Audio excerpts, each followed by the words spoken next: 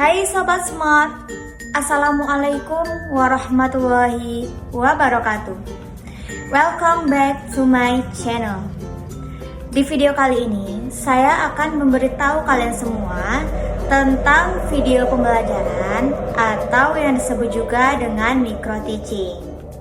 Oh iya, sebelum kita lanjut, jangan lupa untuk like, comment, and subscribe karena subscribe itu gratis loh. Dan jangan lupa untuk aktifkan lonceng notifikasinya.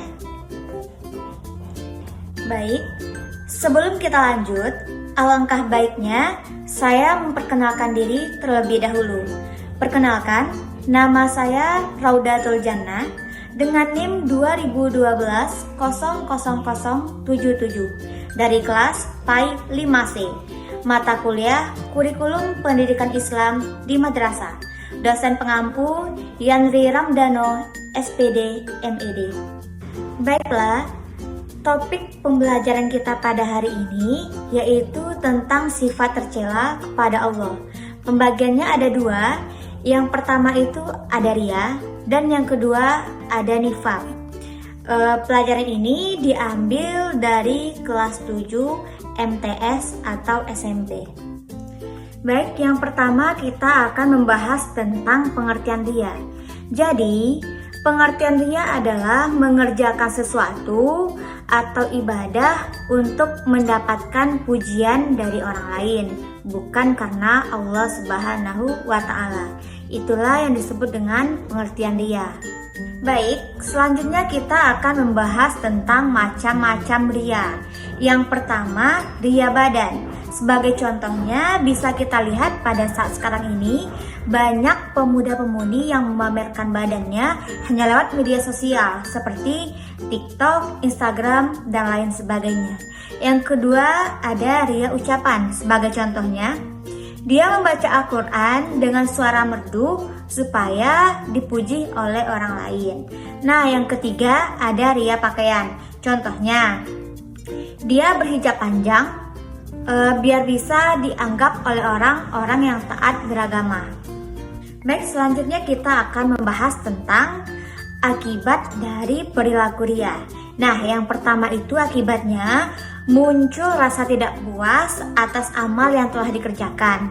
Nah, yang kedua yaitu muncul rasa gelisah saat mengerjakan amal kebaikan. Selanjutnya, hikmah dari kita menghindari perilaku atau sifat riya yaitu yang pertama, kita dapat dipercayai oleh banyak orang.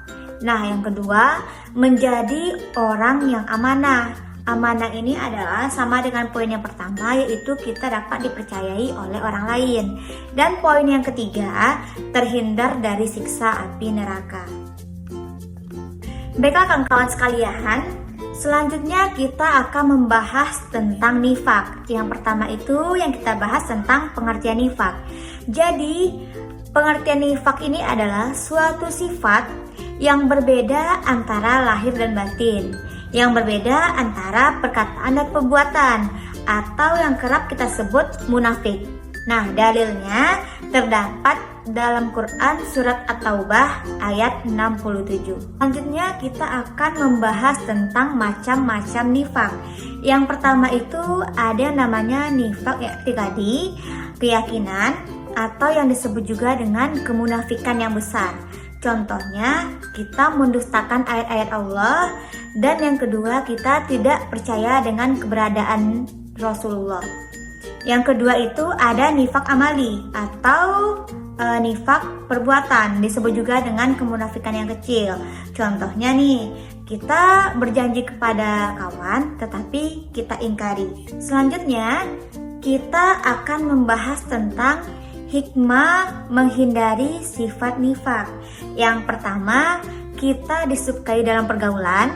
Yang kedua, dapat dipercaya oleh banyak orang. Dan yang terakhir, menjadi orang yang amanah, orang yang dipercayai oleh orang lain. Baiklah kawan-kawan, mungkin sekian yang dapat saya sampaikan. Terakhir saya akan menyimpulkan pelajaran kita pada hari ini, yaitu bahwa perbuatan riya dan nifaq merupakan sifat yang tercela. sifat yang sangat dibenci oleh Allah Subhanahu wa Ta'ala, dan sifat yang harus dihindari oleh semua umat manusia karena sifat tersebut dapat merugikan diri sendiri dan orang lain. Dari pelajaran kita pada hari ini, referensinya saya ambil dari buku Akidah Akhlak terlengkap kelas 7 semester 1 dan semester 2. Mungkin hanya sekian pembelajaran kita pada hari ini. Terima kasih atas perhatian kawan-kawan sekalian, dan saya minta maaf atas segala kekurangan. Wabillahi taufiq wal hidayah. Wassalamualaikum warahmatullahi wabarakatuh.